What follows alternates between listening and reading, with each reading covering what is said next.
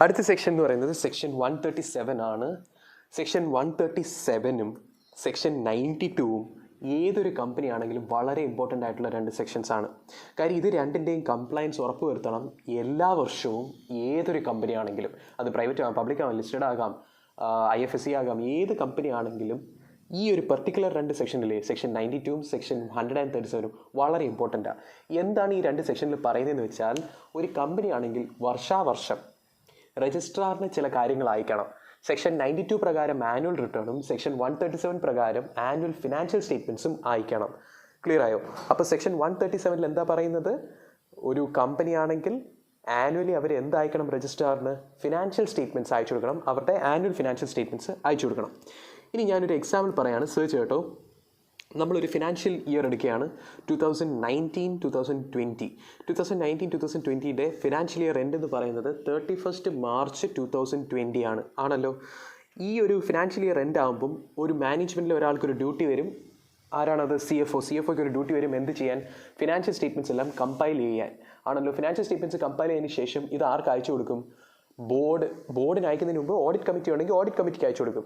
Audit committee ഉള്ള കമ്പനികളാണെങ്കിൽ, എല്ലാ കമ്പനികൾക്കും ഓഡിറ്റ് കമ്മിറ്റി വേണ്ട. ഓഡിറ്റ് കമ്മിറ്റി രൂപീകരിക്കുന്നത് സെക്ഷൻ 177 പ്രകാരമാണ് രൂപീകരിക്കുന്നത്. CSR കമ്മിറ്റി പോലെ എല്ലാ കമ്പനികൾക്കും ഓഡിറ്റ് കമ്മിറ്റി വേണ്ട. ചില വലിയ വലിയ കമ്പനിയൊക്കെ, അതായത് ലിസ്റ്റഡ് കമ്പനികൾക്കും ചില പബ്ലിക് കമ്പനികൾക്കൊക്കെയാണ് ഈ ഓഡിറ്റ് കമ്മിറ്റി നിർബന്ധമായിട്ട് വെക്കാനുള്ളത്. അപ്പോൾ ഓഡിറ്റ് കമ്മിറ്റിക്ക് അയച്ചു കൊടുത്ത ഫിനാൻഷ്യൽ സ്റ്റേറ്റ്മെൻറ്റ്സ് ഓഡിറ്റ് കമ്മിറ്റി പരിശോധിച്ചതിന് ശേഷം ഇത് ബോർഡ് ഓഫ് ഡയറക്ടേഴ്സിന് അയച്ചു കൊടുക്കും. റെക്കമെൻഡേഷനൊക്കെ ചേർത്ത് അവർ അയച്ചു കൊടുക്കും. എന്നിട്ട് ബോർഡ് ഓഫ് ഡയറക്ടേഴ്സ് അത് അപ്രൂവ് ചെയ്യും. അപ്രൂവ് ചെയ്ത് board of directors as per section 134 financial statements ഒക്കെ സൈൻ ചെയ്യുന്നത്. സെക്ഷൻ 134 പ്രകാരമാണ് സൈൻ ചെയ്യുന്നത്, അപ്രൂവ് ചെയ്യുന്നത്. അപ്രൂവ് ചെയ്ത ഫിനാൻഷ്യൽ സ്റ്റേറ്റ്മെൻറ്റ്സ് പിന്നെ ഓഡിറ്ററിന് കൈമാറും. ഓഡിറ്റർ അതിൻ്റെ മേളിൽ ഒരു ഓഡിറ്റ് റിപ്പോർട്ട് സബ്മിറ്റ് ചെയ്യും ആണല്ലോ. ഇതൊക്കെ വെച്ചുകൊണ്ട് ബോർഡ് മീറ്റിംഗ് കൂടും. എന്നിട്ട് ബോർഡ് റിപ്പോർട്ടും തയ്യാറാക്കും. എന്നിട്ട് ആ ബോർഡ് മീറ്റിങ്ങിലാണ് AGMത്തിൻ്റെ ഡേറ്റ് ഫിക്സ് ചെയ്യുന്നത്. AGM നടത്താനുള്ള സമയപരിധി എന്ന് പറയുന്നത് നിങ്ങളുടെ ഫിനാൻഷ്യൽ ഇയർ എൻഡ് കഴിഞ്ഞിട്ട് 6 മാസത്തിനുള്ളിൽ നടത്തണം. അത് സബ്സീക്വൻറ്റ് AGM ആണെങ്കിൽ, ഫസ്റ്റ് AGM ആണെങ്കിൽ 9 മാസത്തിനുള്ളിൽ നടത്തണം. നിങ്ങൾക്കത് അറിയായിരിക്കും. സെക്ഷൻ 96 പ്രകാരം ഇതൊക്കെ അത് ഞാൻ മാനേജ്മെൻറ്റ് ആൻഡ് അഡ്മിനിസ്ട്രേഷനിൽ പറഞ്ഞു തന്നിട്ടുള്ളതാണ്. പിന്നെ എൻ്റെ ക്ലാസ്സിൽ ഇരിക്കാത്ത പിള്ളേർക്ക് നിങ്ങൾക്കും അറിയാം. ഇതൊരു ഇമ്പോർട്ടൻ്റ് ആയിട്ടുള്ള സെക്ഷനാണ് സെക്ഷൻ 96. ഓക്കെ, അപ്പോൾ അത് കഴിഞ്ഞതിന് ശേഷം ബോർഡ് എന്ത് തീരുമാനിച്ചു? AGMത്തിൻ്റെ ഡേറ്റൊക്കെ തീരുമാനിച്ചു. എന്നിട്ട് AGM വിളിച്ചുകൊണ്ടുള്ള ഒരു നോട്ടീസൊക്കെ അയക്കും. 21 ദിവസം മുമ്പ് ഒരു നോട്ടീസൊക്കെ അയക്കും. ആ നോട്ടീസിൻ്റെ കൂടെ തന്നെ ഫിനാൻഷ്യൽ സ്റ്റേറ്റ്മെൻറ്റ്സും ഓഡിറ്റ് റിപ്പോർട്ടും കൺസോൾ ഫിനാൻഷ്യൽ സ്റ്റേറ്റ്മെൻറ്റ്സും അനക്ഷേഴ്സും ഡോക്യുമെൻറ്റ്സും ബോർഡ് റിപ്പോർട്ടും എല്ലാം ചേർത്തയക്കും ആണല്ലോ. ഇതെല്ലാം കൈപ്പറ്റിയ മെമ്പേഴ്സ് ഇതെല്ലാം വായിച്ച് പഠിച്ച് നോക്കി മനസ്സിലാക്കിയതിന് ശേഷം അവർ എന്ത് അറ്റൻഡ് ചെയ്യാൻ വരും? AGM അറ്റൻഡ് ചെയ്യാൻ വരും. AGM അറ്റൻഡ് ചെയ്തതിന് ശേഷം അവർ പ്രധാനപ്പെട്ട 4 തീരുമാനങ്ങളാണ് മെമ്പേഴ്സ് AGMൽ എടുക്കുന്നത്. ഏതൊക്കെ 4 തീരുമാനങ്ങൾ? ഇതിന് ഓർഡിനറി ബിസിനസ് എന്നൊക്കെ പറയും. ഇത് സെക്ഷൻ 102 പ്രകാരമാണ്. ഇതൊക്കെ നിങ്ങൾക്ക് അറിയാമെന്ന് ഞാൻ വിശ്വസിക്കുന്നു. 4 പ്രധാനപ്പെട്ട തീരുമാനങ്ങൾ ഏതൊക്കെയാണ്? Appointment or reappointment of auditor, appointment and reappointment of directors, declaration of dividend, പിന്നെ അഡോപ്ഷൻ ഓഫ് ഫിനാൻഷ്യൽ സ്റ്റേറ്റ്മെൻറ്റ്സ്. എന്താണ് അഡോപ്ഷൻ? ഞാൻ പറഞ്ഞു, ബോർഡ് ഓഫ് ഡയറക്ടേഴ്സും മാനേജ്മെൻറ്റ് ബോർഡ് ഓഫ് ഡയറക്ടേഴ്സും തയ്യാറാക്കിയ ഈ ഫിനാൻഷ്യൽ സ്റ്റേറ്റ്മെൻറ്റ്സ് മെമ്പേഴ്സ് സ്വീകരിക്കും. ഇത് നമ്മളുടെ കമ്പനിയുടെ തന്നെയാണ്, നമ്മളിതിൽ വിശ്വാസം ഉറപ്പിക്കുന്നു എന്നൊക്കെ പറഞ്ഞുകൊണ്ട് മെമ്പേഴ്സ് ഈ ഫിനാൻഷ്യൽ സ്റ്റേറ്റ്മെൻറ്റ്സ് സ്വീകരിക്കും. ഈ സ്വീകരിക്കുന്നതിനാണ് അഡോപ്ഷൻ എന്ന് പറയുന്നത്. അപ്പം ഇപ്പോൾ ഫിനാൻഷ്യൽ സ്റ്റേറ്റ്മെൻറ്റ്സ് എന്താണ്?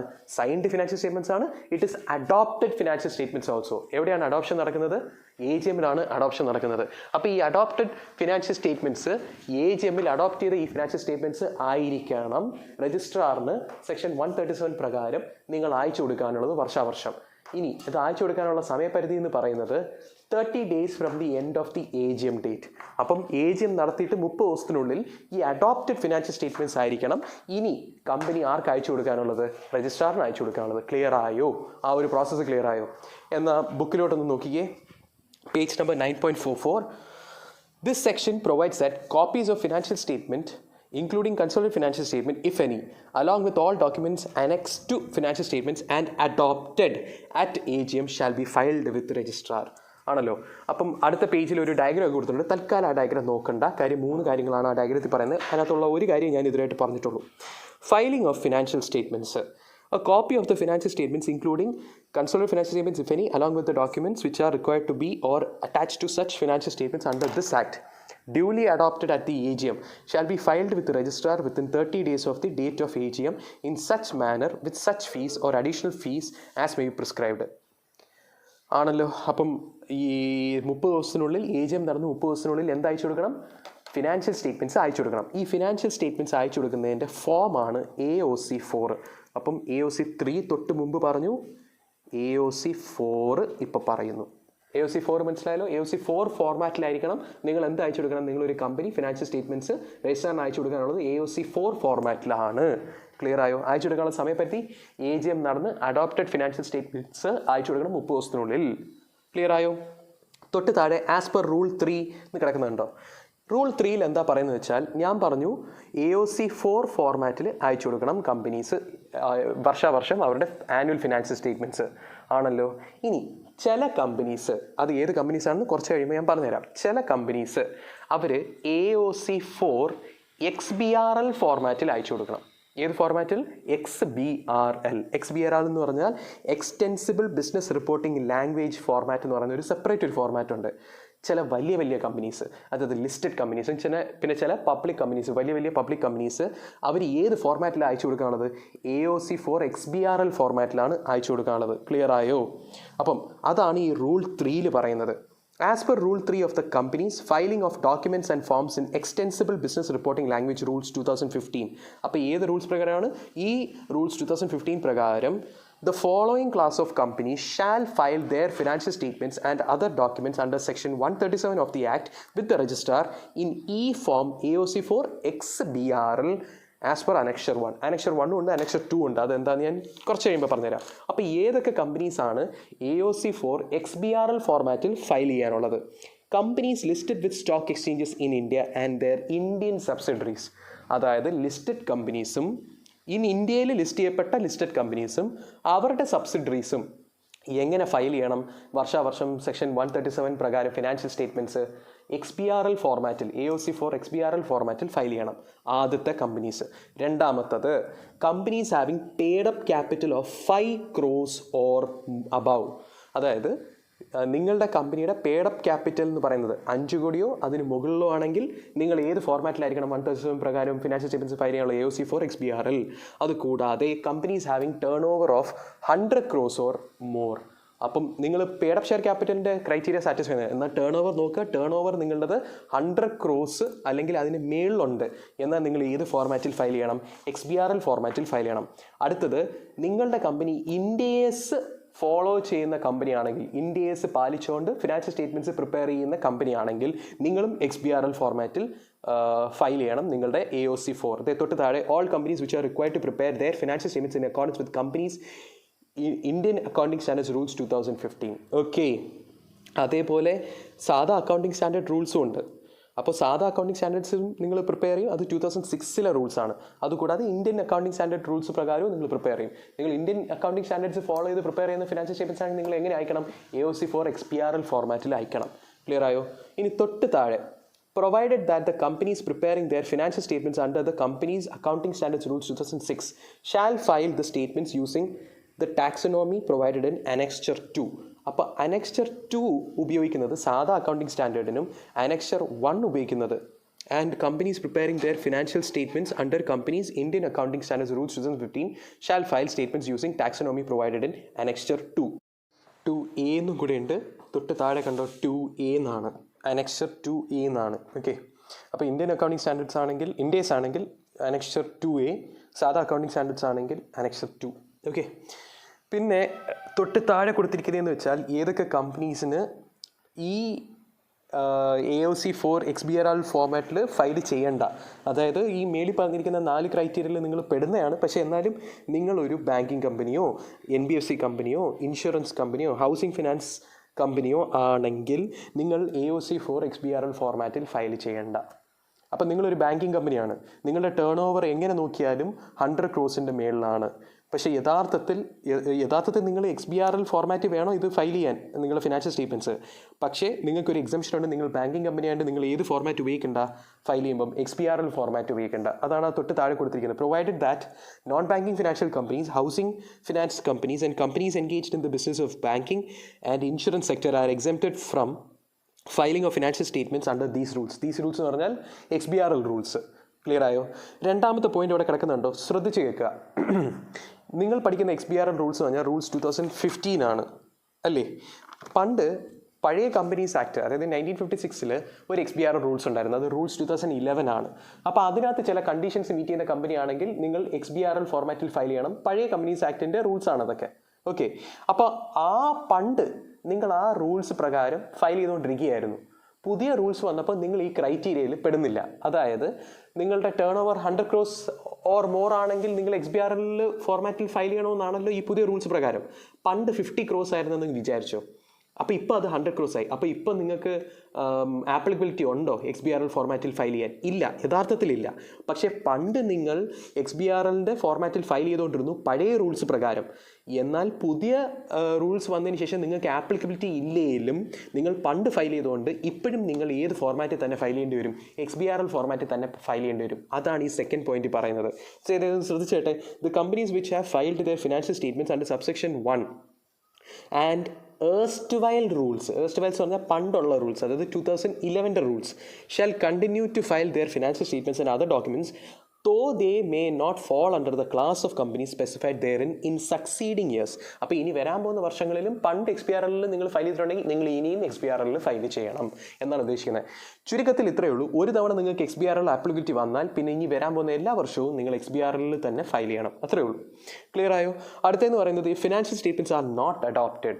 അപ്പോൾ ശ്രദ്ധിച്ചു കേൾക്കുക, നോട്ട് അഡോപ്റ്റഡ് എന്നാണ്. അപ്പോൾ AGM നടന്നു, പക്ഷേ എന്ത് നടന്നില്ല? അഡോപ്ഷൻ ഓഫ് ഫിനാൻഷ്യൽ സ്റ്റേറ്റ്മെന്റ്സ് നടന്നില്ല. ഇതാണ് സിറ്റുവേഷൻ.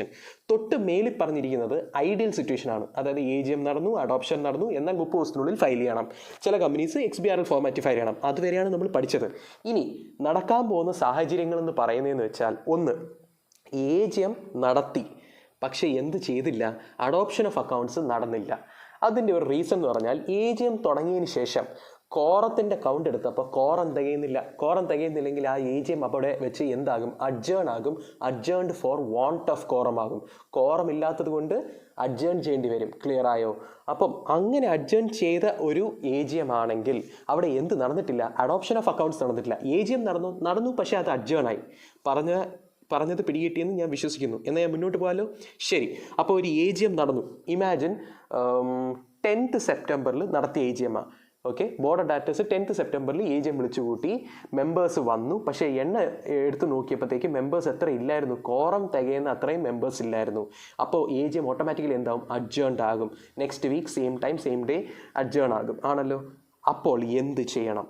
ഓൾറെഡി ഒരു AGM വിളിച്ചു കൂട്ടിയില്ലേ 10th? അത് അഡ്ജേൺ ചെയ്തില്ലേ? എന്നാൽ 10th നടന്ന AGM-ൽ അഡോപ്ഷൻ നടന്നോ? ഇല്ല. അപ്പോൾ ഫിനാൻഷ്യൽ സ്റ്റേറ്റ്മെൻറ്റ്സ് ഇപ്പോഴും എന്താണ്? അൺഅഡോപ്റ്റഡ് ആണ്. എന്നാൽ ആ അൺഅഡോപ്റ്റഡ് ഫിനാൻഷ്യൽ സ്റ്റേറ്റ്മെൻറ്റ്സ് ഫയൽ ചെയ്യണം 30 ദിവസത്തിനുള്ളിൽ. ഏതിൻ്റെ 30 ദിവസത്തിനുള്ളിൽ? ആ 10ാം തീയതിക്കല്ലേ AGM നടന്നത്. 10ാം തീയതിക്ക് നടന്ന AGM-ത്തിന് ശേഷം 30 ദിവസത്തിനുള്ളിൽ അൺഅഡോപ്റ്റഡ് ആയിട്ടുള്ള ഫിനാൻഷ്യൽ സ്റ്റേറ്റ്മെൻറ്റ്സ് രജിസ്ട്രാറിന് ഫയൽ ചെയ്തേ പറ്റൂ. ചുരുക്കത്തിൽ പറഞ്ഞാൽ AGM നടത്തി കഴിഞ്ഞാൽ എന്ത് ഫയൽ ചെയ്തേ പറ്റൂ? 30 ദിവസത്തിനുള്ളിൽ ഫിനാൻഷ്യൽ സ്റ്റേറ്റ്മെൻറ്റ്സ് ഫയൽ ചെയ്തേ പറ്റൂ. അത് അൺഅഡോപ്റ്റഡും ആകാം, അഡോപ്റ്റഡും ആകാം. അഡോപ്റ്റഡ് എന്ന് പറഞ്ഞാൽ എല്ലാം നേരെ ചൊവ്വേ എല്ലാം നടന്നു. അൺഅഡോപ്റ്റഡ് എന്ന് പറഞ്ഞാൽ മെമ്പേഴ്സ് അഡോപ്റ്റ് ചെയ്തില്ല ഫിനാൻഷ്യൽ സ്റ്റേറ്റ്മെൻറ്റ്സ്, അതുകൊണ്ട് അത് അൺഅഡോപ്റ്റഡ് ആണ്. എന്നാൽ അത് അയച്ചു കൊടുത്തേ പറ്റൂ. ആർക്ക്? രജിസ്ട്രാറിന്. രജിസ്ട്രാറിന് അത് അയച്ചു കൊടുക്കുമ്പോൾ രജിസ്ട്രാർ ഇത് സ്വീകരിക്കും ആസ് പ്രൊവിഷണൽ ഫിനാൻഷ്യൽ സ്റ്റേറ്റ്മെൻറ്റ്സ്. ഈ പ്രൊവിഷണൽ എന്ന് പറഞ്ഞാൽ എന്താ എന്ന് വെച്ചാൽ താൽക്കാലികമായിട്ട് സ്വീകരിക്കും ഈ ഫിനാൻഷ്യൽ സ്റ്റേറ്റ്മെൻറ്റ്സ്. പക്ഷേ എന്ത് പറ്റും? ഇനി കമ്പനിയിൽ 10ാം തീയതി നടത്തിയ AGM അഡ്ജേണായി അടുത്ത ആഴ്ച സെയിം ഡേ സെയിം ടൈമിലോട്ട്. അപ്പോൾ അന്നൊരു AGM നടക്കത്തില്ലേ? വീണ്ടും അഡ്ജേൺഡ് മീറ്റിംഗ് എന്ന് പറയും, അഡ്ജേൺഡ് AGM എന്ന് പറയും. അന്ന് നടക്കുന്ന AGM-ൽ കോറമൊക്കെ തികഞ്ഞിട്ടുണ്ടെങ്കിൽ എന്ത് പറ്റുമെന്ന് വെച്ചാൽ അഡോപ്ഷൻ ഓഫ് ഫിനാൻഷ്യൽ സ്റ്റേറ്റ്മെൻറ്റ്സ് അവിടെ നടക്കും. ക്ലിയർ ആയോ? അപ്പം 10ാം തീയതി കഴിഞ്ഞിട്ട് ഒരാഴ്ച, സപ്പോസ് 17th ആയിട്ടുള്ള സെപ്റ്റംബർ, 17th സെപ്റ്റംബർ അന്ന് നടക്കുന്ന ആ AGM-ൽ കോറമൊക്കെ തികഞ്ഞിട്ടുണ്ടെങ്കിൽ അവിടെ വെച്ച് എന്ത് നടക്കും? അഡോപ്ഷൻ ഓഫ് ഫിനാൻഷ്യൽ സ്റ്റേറ്റ്മെൻറ്റ്സ് നടക്കും. എന്നാൽ ഇപ്പോൾ കമ്പനിയുടെ എന്തുണ്ട്? Adopted financial statement. എന്നാൽ 17ാം തീയതി കഴിഞ്ഞിട്ട് 30 ദിവസത്തിനുള്ളിൽ ഈ അഡോപ്റ്റഡ് ആയിട്ടുള്ള ഫിനാൻഷ്യൽ സ്റ്റേറ്റ്മെന്റ് അയച്ചു കൊടുക്കണം രജിസ്ട്രാറിന്. അപ്പോൾ രജിസ്ട്രാർ പണ്ട് സ്വീകരിച്ചില്ലേ ഒരു അൺഅഡോപ്റ്റഡ് ഫിനാൻഷ്യൽ സ്റ്റേറ്റ്മെന്റ്, അത് പ്രൊവിഷണലായിട്ട് സ്വീകരിച്ചില്ലേ, അത് ക്യാൻസൽ ചെയ്തിട്ട് നിങ്ങളുടെ അഡോപ്റ്റഡ് ഫിനാൻഷ്യൽ സ്റ്റേറ്റ്മെന്റ്സ് ഒന്നും കൂടെ രജിസ്ട്രാർ അങ്ങ് സ്വീകരിക്കും. പറഞ്ഞത് പിടികിട്ടിയോ? Procedure if financial statements are not adopted at an AGM എന്ത് ചെയ്യണമെന്നുള്ളത് ക്ലിയർ ആയോ? അപ്പോൾ if the financial statements are not adopted, where the financial statements are not adopted at AGM or adjourned AGM, such unadopted financial statements along with the required documents shall be filed with the registrar within 30 days of the date of AGM. അതായത് 10th സെപ്റ്റംബറിന് ശേഷം 30 ദിവസത്തിനുള്ളിൽ ഈ അൺഅഡോപ്റ്റഡ് financial statements അയച്ചേ പറ്റൂ. അത് എങ്ങനെ സ്വീകരിക്കും? പ്രൊവിഷണലായിട്ട് സ്വീകരിക്കും. The registrar shall take them in his records as provisional till the financial statements are filed with him after their adoption in the adjourned AGM for that purpose. അടുത്ത adjourned AGM എപ്പോഴാണ് നടക്കുന്നത്? 17th നടക്കുന്നത്. അന്ന് എന്ത് നടക്കും? Adoption നടക്കും. എന്നാൽ അന്ന് നടക്കുന്ന ആ അഡോപ്ഷൻ നടന്ന അഡോപ്റ്റഡ് ഫിനാൻഷ്യൽ സ്റ്റേറ്റ്മെന്റ്സ് ഒന്നും കൂടെ അയച്ചു കൊടുക്കണം. ഇനി പണ്ട് അയച്ചു കൊടുത്തത് അൺഅഡോപ്റ്റഡാ, ഇനി അയക്കാൻ പോകുന്നത് അഡോപ്റ്റഡാ. അതും 30 days തന്നെയാണ് സമയം. If the financial statements are adopted in the adjourned AGM, then they shall be filed with the registrar within 30 days of the date of such adjourned AGM. ഇവിടെ date 17th September with such fees or additional fees as may prescribed. ഈ fees വരുന്നതെന്ന് വെച്ചാൽ നിങ്ങൾ രജിസ്ട്രാറിന് എന്ത് അയക്കുമ്പോഴും നിങ്ങളൊരു fees ചേർത്തും കൂടെ അയക്കണം. അതായത് PDF ആ ഫോം ഡൗൺലോഡ് ചെയ്യണം. എന്നിട്ട് ആ PDF ഫോം ഡൗൺലോഡ് ചെയ്ത് അത് അയക്കുമ്പോൾ അത് ആ ഫോമിന് ഒരു ഫീസ് ഉണ്ടാവും. ആ ഫീസ് ചേർത്ത് അയക്കണം. അഡീഷണൽ ഫീസ് വരുന്നത് വെച്ചാൽ നിങ്ങൾ ഈ 30 ദിവസം താമസിച്ച് കഴിഞ്ഞാൽ നിങ്ങൾക്ക് അഡീഷണൽ ഫീസ് വരും. അതാണ് ഈ വിത്ത് സച്ച് ഫീസ് ഒരു additional fees as may prescribe എന്ന് പറയുന്നത്. അപ്പോൾ ക്ലിയർ ആയോ? അപ്പോൾ ഇവിടെ രണ്ടാമത്തെ സിറ്റുവേഷൻ എന്താണ്? AGM നടന്നു, പക്ഷേ എന്ത് നടന്നില്ല? അഡോപ്ഷൻ ഓഫ് ഫിനാൻഷ്യൽ സ്റ്റേറ്റ്മെന്റ്സ് നടന്നില്ല. എന്നാൽ നിങ്ങൾ ആ അൺഅഡോപ്റ്റഡ് ഫിനാൻഷ്യൽ സ്റ്റേറ്റ്മെന്റ്സ് എത്ര ദിവസത്തിനുള്ളിൽ അയക്കണം? നിങ്ങൾ നടത്തിയ AGMന്റെ 30 ദിവസത്തിനുള്ളിൽ അയക്കണം. എന്നിട്ട് അഡ്ജേൺഡ് AGM ഒന്നും കൂടെ നടക്കും. യെസ്, നടക്കും. കാര്യം എന്താ? 4 പ്രധാനപ്പെട്ട തീരുമാനങ്ങൾ AGMൽ എടുത്തതിന് ശേഷമേ കമ്പനിക്ക് മുന്നോട്ട് പോകാൻ പറ്റൂ. അപ്പം AGM നടത്തിയേ പറ്റൂ. ഒന്നും കൂടെ ആ നടത്തുന്ന AGM 17ാം തീയതി നടത്തുകയാണെങ്കിൽ അന്ന് എന്ത് നടക്കും? അഡോപ്ഷൻ ഓഫ് ഫിനാൻഷ്യൽ സ്റ്റേറ്റ്മെന്റ്സ് നടക്കും. എന്നാൽ ആ 17ാം തീയതി കഴിഞ്ഞിട്ട് അടുത്ത 30 ദിവസത്തിനുള്ളിൽ എന്ത് അയച്ചു കൊടുത്തേ പറ്റൂ? അഡോപ്റ്റഡ് ഫിനാൻഷ്യൽ സ്റ്റേറ്റ്മെന്റ്സ് രജിസ്റ്ററിന് അയച്ചു കൊടുത്തേ പറ്റൂ. അപ്പോൾ 2 തവണ അയക്കും. ഒന്ന് പ്രൊവിഷണൽ ആയിട്ടുള്ള അൺഅഡോപ്റ്റഡ് ഫിനാൻഷ്യൽ സ്റ്റേറ്റ്മെന്റ്, ഒന്ന് final financial statements that are adopted. Clear ആയോ? അടുത്ത പേജ് എടുത്ത 9.47 ഫൈലിംഗ് ബൈ 1% കമ്പനി. സെർച്ച് ചെയ്യട്ടോ, ഒന്നുമില്ല. 1% കമ്പനി ആണെങ്കിൽ ഒറ്റൊരു മെമ്പറേ ഉള്ളൂ. ആ മെമ്പർ ഫിനാൻഷ്യൽ സ്റ്റേറ്റ്മെന്റ്സ് അഡോപ്റ്റ് ചെയ്തിട്ട് ആർക്ക് അയച്ചു കൊടുത്താൽ മതി? രജിസ്ട്രാറിന് അയച്ചു കൊടുത്താൽ മതി, കമ്പനി. ഇനി എത്ര ദിവസത്തിനുള്ളിലാണ് ഇതൊക്കെ നടക്കേണ്ടതെന്ന് വെച്ചാൽ, അതായത് എത്ര ദിവസത്തിനുള്ളിൽ അയച്ചു കൊടുക്കേണ്ടതെന്ന് വെച്ചാൽ 1% കമ്പനിയുടെ ഫിനാൻഷ്യൽ ഇയർ എൻഡ് ഉണ്ടല്ലോ, അതിൽ നിന്ന് 150 ദിവസം വരെ സമയം കൊടുക്കും. അതായത് അഡോപ്ഷൻ ചെയ്തിട്ട് അയച്ചു കൊടുക്കാൻ 150 ദിവസം സമയം കൊടുക്കും. From the end of the financial year 180 days will be given to the 1% company to file the financial statements to whom? To the registrar. അപ്പോൾ ആ 150 ദിവസത്തിനുള്ളിൽ എപ്പോഴെങ്കിലും ചെയ്താൽ മതി. 150 ദിവസം എന്ന് വെച്ചാൽ 6 മാസം റഫ്ലി, അതായത് September 30th എന്നുള്ള ഒരു ഡേറ്റ്. ഓക്കെ, അപ്പോൾ 1% കമ്പനി ആണെങ്കിൽ ഒറ്റൊരു മെമ്പറേ ഉള്ളൂ. ആ മെമ്പർ തന്നെ അത് അഡോപ്റ്റ് ചെയ്തിട്ട് എത്ര ദിവസത്തിനുള്ളിൽ തന്നെ അയക്കണം? ഫിനാൻഷ്യൽ ഇയർ ക്ലോസ് കഴിഞ്ഞിട്ട് 150 ദിവസത്തിനുള്ളിൽ തന്നെ അയച്ചു കൊടുക്കണം രജിസ്ട്രാറിന്. സിമ്പിളാണ്. 1% company shall file a copy of the financial statements duly adopted by its member along with all the documents which are required to be attached to such financial statements within 180 days from the closure of the financial year. Simple അല്ലേ? അടുത്തത് company having subsidiaries. ഇവിടെ യഥാർത്ഥത്തിൽ foreign subsidiaries വേണം എഴുതാൻ. ഈ പാരഗ്രാഫിൽ എന്താ പറയുന്നതെന്ന് വെച്ചാൽ, നമ്മളെ കമ്പനിക്ക് ഒരു ഫോറിൻ സബ്സിഡറി ഉണ്ട്. ആ ഫോറിൻ സബ്സിഡറിക്ക് ഇന്ത്യയിൽ ഒരു പ്ലേസ് ഓഫ് ബിസിനസ്സും ഇല്ല.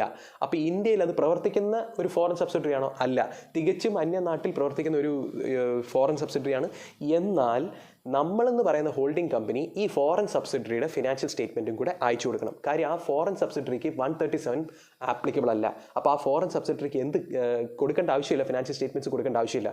അപ്പോൾ അതിന് പകരം ആര് കൊടുത്താൽ മതി? ഹോൾഡിംഗ് കമ്പനിയായ ഇന്ത്യൻ കമ്പനി കൊടുത്താൽ മതി. അത്രയേ ഉള്ളൂ. Company shall along with its financial statements to be filed with the registrar attach the accounts of its subsidiary or subsidiaries which have been incorporated outside India, അതായത് foreign subsidiary, and which have not establish their place of business in India. ചുരുക്കത്തിൽ പറഞ്ഞാൽ foreign subsidiary ആണ്. It has no place of business in India. അതായത് അതൊരു foreign കമ്പനിയേ അല്ല, ഇന്ത്യയിൽ പ്രവർത്തിക്കുന്ന ഒരു ഫോറിൻ കമ്പനിയേ അല്ല. എന്നാൽ ആർക്ക് ആ സെക്ഷൻ ബാധകമല്ല? സെക്ഷൻ 137 എന്തായാലും ആ കമ്പനിക്ക് ബാധകമല്ല. അപ്പോൾ ആ കമ്പനി എന്താ അയക്കത്തില്ല? ആ ഫോറിൻ സബ്സിഡറി അവരുടെ അക്കൗണ്ട്സ് അയച്ചു കൊടുക്കത്തില്ല, ഫിനാൻഷ്യൽ സ്റ്റേറ്റ്മെൻറ്റ്സ് രജിസ്ട്രാറിന് അയച്ചു കൊടുക്കത്തില്ല. അതിന് പകരം ആരയച്ചു കൊടുത്താൽ മതി? ഇന്ത്യൻ ഹോൾഡിംഗ് കമ്പനി അയച്ചു കൊടുത്താൽ മതി. ഓക്കെ, അടുത്തത് provided also that in case of subsidy which has been incorporated. Okay, അത് ഇത്രയേ ഉള്ളൂ. ഫോറിൻ സബ്സിഡറി ആണെങ്കിൽ ചിലപ്പോൾ അവർ ഓഡിറ്റ് ചെയ്യേണ്ടി വരത്തില്ല, എന്നാൽ അൺഓഡിറ്റഡ് അയച്ചു കൊടുത്താൽ മതി. അതുകൂടാതെ ഇംഗ്ലീഷ് ലാംഗ്വേജിൽ അല്ലെങ്കിൽ അത് ട്രാൻസ്ലേറ്റ് ചെയ്ത് ഇംഗ്ലീഷിലാക്കിയാൽ മതി. അതുകൂടാതെ പിന്നെന്താ എഴുതിയിരിക്കുന്നത് തൊട്ട് താഴെ? It has also been clarified by general circular number 11/2017 that in case of a foreign company which is not required to get its. അത് തന്നെ, ആ സെയിം തന്നെയാണ് പറയുന്നത്. ഓക്കെ, നിങ്ങൾ അത് രണ്ടും ഒന്ന് വായിച്ചു നോക്കിയാൽ മതി. Example, Vandana limited based out of India has many subsidiaries in India and outside India. It also had associates and joint ventures. For the purpose of finalization of consolidated financial statements of the company for the year ended 31 March 2019, the company's management requested its foreign subsidiary based out of Italy to provide its standalone financial statements. The Italian subsidiary company prepares its financial statements in the local language. അപ്പോൾ അത് translate ചെയ്ത് അയച്ചു കൊടുത്താൽ മതി, അത്രേ ഉള്ളൂ. അപ്പം പിന്നെ ഈ അൺഓഡിറ്റഡ് ആയാലും അത് ഹോൾഡിംഗ് കമ്പനിയായ ഇന്ത്യൻ കമ്പനി അത് അയച്ചു കൊടുക്കണം, അത്രേ ഉള്ളൂ. Vandana Limited would have to get the standalone financial statements of Italian subsidiary company translated in Indian language and also get those aligned as per its accounting policies for the purpose of consolidation. Other further, as per section 137, Vandana would need to file such unaudited financial statement of Italian subsidiary along with the declaration to this effect. അത്രയേ ഉള്ളൂ, അത് നിങ്ങൾ നോക്കിയാൽ മതി, അതൊന്നുമില്ല. Okay, ഇനി അടുത്തത് annual general meeting not held 137 subsection 2. അപ്പം നമ്മൾ 137 സബ്സെക്ഷൻ 1 എന്താ പഠിച്ചത്? AGM നടന്ന കേസുകളിൽ എങ്ങനെയാണ് ഫയൽ ചെയ്യേണ്ടതെന്നാണ് പഠിച്ചത്. എന്നാൽ ഇനി AGM നടത്തിയില്ല, അങ്ങനെയാണെങ്കിൽ എന്ത് ചെയ്യണം? കമ്പനി 137 പാലിക്കാൻ എന്ത് ചെയ്യണം എന്നാണ് പറയുന്നത്. സെർച്ച് കേട്ടോ, ഇവിടെ എന്ത് സംഭവിച്ചില്ല? AGM നടത്തിയില്ല. എവിടെ വെച്ചാൽ അഡോപ്ഷൻ നടക്കുന്നത്? AGMലാണ് അഡോപ്ഷൻ നടക്കുന്നത്. അപ്പോൾ AGM കണ്ടക്ട് ചെയ്തില്ലെങ്കിൽ എന്തായിട്ടില്ല? അക്കൗണ്ട്സ് അൺഅഡോപ്റ്റഡ് ആയിട്ട് കിടക്കുകയാണ്, അഡോപ്ഷൻ ആയിട്ടില്ല. ആണോ? എന്നാൽ AGM നടത്താനുള്ള ലാസ്റ്റ് ഡേറ്റ് എന്നാണ്? സബ്സിക്വൻറ്റ് AGM ആണെങ്കിൽ സെപ്റ്റംബർ 30 ആണ്. എന്നാൽ സെപ്റ്റംബർ 30 നിങ്ങൾ AGM നടത്തിയിട്ടില്ലെങ്കിൽ സെക്ഷൻ 137 സബ്സെക്ഷൻ 2 പറയുന്നത് എന്താണെന്ന് വെച്ചാൽ അടുത്ത 30 ദിവസത്തിനുള്ളിൽ നിങ്ങൾ അൺഅഡോപ്റ്റഡ് ഫിനാൻഷ്യൽ സ്റ്റേറ്റ്മെൻറ്റ്സ് അയക്കുക, എന്നിട്ട് റീസൺസ് ഫോർ നോട്ട് കണ്ടക്ടിങ് AGMും കൂടെ ചേർത്ത് അയക്കണം. ക്ലിയർ ആയോ? അപ്പോൾ ഈ സിറ്റുവേഷൻ എന്താണ്? AGM നടത്താത്ത സിറ്റുവേഷൻ ആണ്. എന്നാൽ ഫിനാൻഷ്യൽ സ്റ്റേറ്റ്മെൻറ്റ്സ് ഫയൽ ചെയ്യണോ വേണ്ടതെന്നാണ്. ഫിനാൻഷ്യൽ സ്റ്റേറ്റ്മെൻറ്റ്സ് ഫയൽ ചെയ്യണം, പക്ഷേ ആ ഫിനാൻഷ്യൽ സ്റ്റേറ്റ്മെൻറ്റ്സ് എന്തായിരിക്കും? അൺഅഡോപ്റ്റഡ് ഫിനാൻഷ്യൽ സ്റ്റേറ്റ്മെൻറ്റ്സ് ആയിരിക്കും. അതിൻ്റെ കൂടെ തന്നെ എന്തും അയച്ചു കൊടുക്കണം 30 ദിവസത്തിനുള്ളിൽ. AGM കണ്ടക്ട് ചെയ്യാനുള്ള ലാസ്റ്റ് ഡേറ്റിൻ്റെ 30 ദിവസത്തിനുള്ളിൽ. Reasons for not conducting AGM. Last date for conducting first AGM is December 31st. Subsequent AGM is September 30th. അപ്പോൾ സെപ്റ്റംബർ 30th ആണെന്ന് വിചാരിച്ചോ, എന്നാൽ അതിൻ്റെ 30 ദിവസത്തിനുള്ളിൽ എന്ത് അയച്ചു കൊടുക്കണം? ഫിനാൻഷ്യൽ സ്റ്റേറ്റ്മെൻറ്റ്സ് അയച്ചു കൊടുക്കണം. ഈ ഫിനാൻഷ്യൽ സ്റ്റേറ്റ്മെൻറ്റ്സ് അഡോപ്റ്റഡ് ആണോ അൺഅഡോപ്റ്റഡ് ആണോ? അൺഅഡോപ്റ്റഡ് ആണ്, കാര്യം AGM നടന്നിട്ടില്ല. അതിൻ്റെ കൂടെ എന്തും അയക്കണം? Reasons for not conducting AGM കൂടെ അയച്ചു കൊടുക്കണം. സിമ്പിൾ അല്ലേ? Where AGM of a company for any year has not been held, the financial statements along with the documents required to be attached, duly signed along with statement of facts and reasons for not holding the AGM shall be filed with the register within 30 days of the last date before which the AGM should have been held, and in such manner with such fees or additional fees as may be prescribed. Clear ആണോ? എന്നാൽ നിങ്ങൾ എന്ത് ചെയ്യണമെന്ന് വെച്ചാൽ നിങ്ങൾ ആ page number 9.45 പോകും. ഇനി ആ ചാർട്ട് നോക്ക്. AGM ഹെൽഡ് നോട്ട് ഹെൽഡ് ആണോ? ഹെൽഡ് ആണെങ്കിൽ സെക്ഷൻ 137 സബ്സെക്ഷൻ 1 പ്രകാരം, നോട്ട് ഹെൽഡ് ആണെങ്കിൽ ഇപ്പോൾ പറഞ്ഞ സെക്ഷൻ 137 സബ്സെക്ഷൻ 2 പ്രകാരം.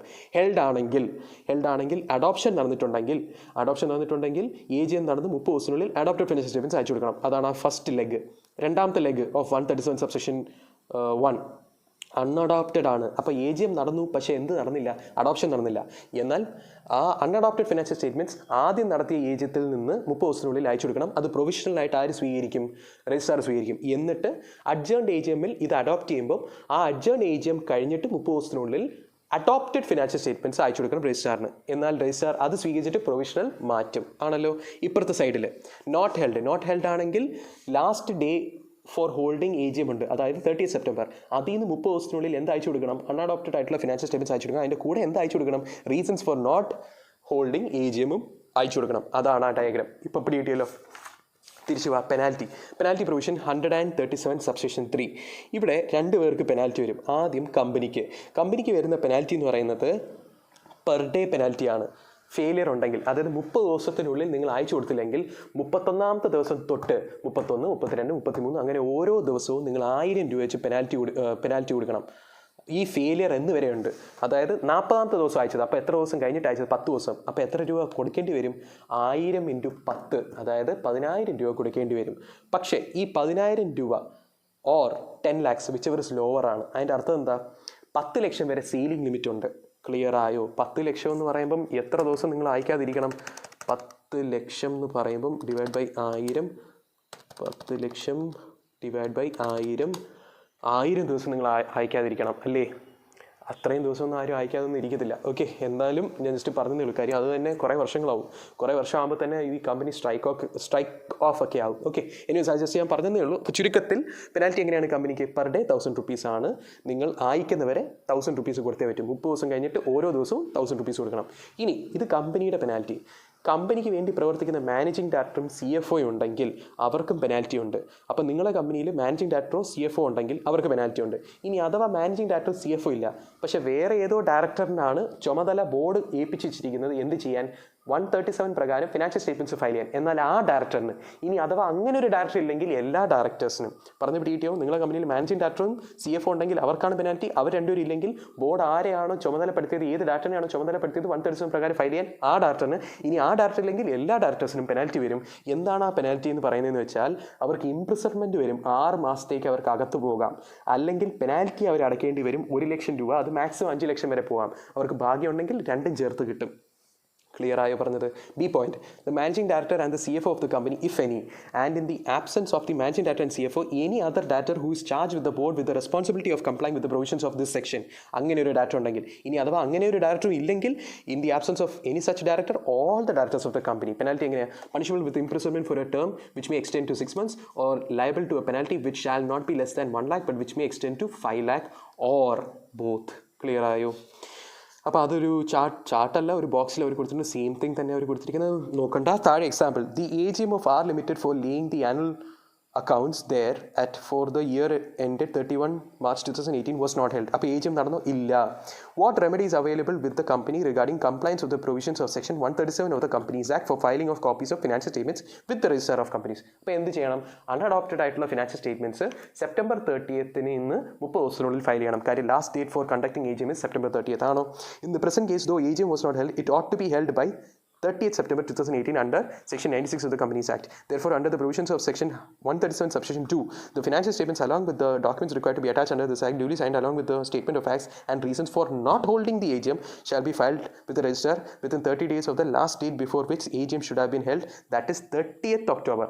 അതായത് 30 ദിവസം from 30th September is 30th October, along with such fees or additional fees. Clear ആയോ? അടുത്ത page example. Will it make any difference in case the annual accounts were duly laid before the AGM held on 27th September 2018 but the same were not adopted? എന്നാൽ 27-ാം തീയതി അവരൊരു AGM conduct ചെയ്തു, പക്ഷേ അതിനകത്ത് എന്ത് നടന്നില്ല? അഡോപ്ഷൻ ഓഫ് ഫിനാൻഷ്യൽ സ്റ്റേറ്റ്മെൻറ്റ്സ് നടന്നില്ല. അങ്ങനെയാണെങ്കിൽ എന്ത് ചെയ്യണം? എന്നാലും അൺഅഡോപ്റ്റഡ് ഫിനാൻഷ്യൽ സ്റ്റേറ്റ്മെൻറ്റ്സ് അയക്കണം. പക്ഷേ ഏത് ദിവസത്തിൽ നിന്ന്? 30 ദിവസത്തിനുള്ളിൽ. 27-ാം തീയതി തൊട്ട് 30 ദിവസത്തിനുള്ളിൽ അയക്കണം. എന്നിട്ട് വീണ്ടും ഒരു അഡ്ജേൺഡ് AGM നടക്കുമ്പോൾ അതിനകത്ത് അഡോപ്ഷൻ നടന്നാൽ ആ AGMത്തിൽ നിന്ന് 30 ദിവസത്തിനുള്ളിൽ അഡോപ്റ്റഡ് ഫിനാൻഷ്യൽ സ്റ്റേറ്റ്മെൻറ്റ്സ് അയച്ചു കൊടുത്താൽ മതി. അപ്പോൾ ആദ്യം അയക്കുന്ന അൺഅഡോപ്റ്റഡ് ഫിനാൻഷ്യൽ സ്റ്റേറ്റ്മെൻറ്റ്സ് പ്രൊവിഷണൽ ആയിട്ട് എടുക്കും അല്ലേ? എന്നാൽ നോക്കിക്കോ, since the AGM has been held in time on September 27, 2018, the unadopted financial statement along with the required documents under subsection 1 of section 130 shall be filed with the registrar within 30 days of the date of AGM. അതായത് 27 September ഇന്ന് 30 ദിവസം. And the registrar shall take them in his record as provisional till the financial statements are filed with them after its adoption in the adjourned AGM for that purpose. Clear ആയല്ലോ?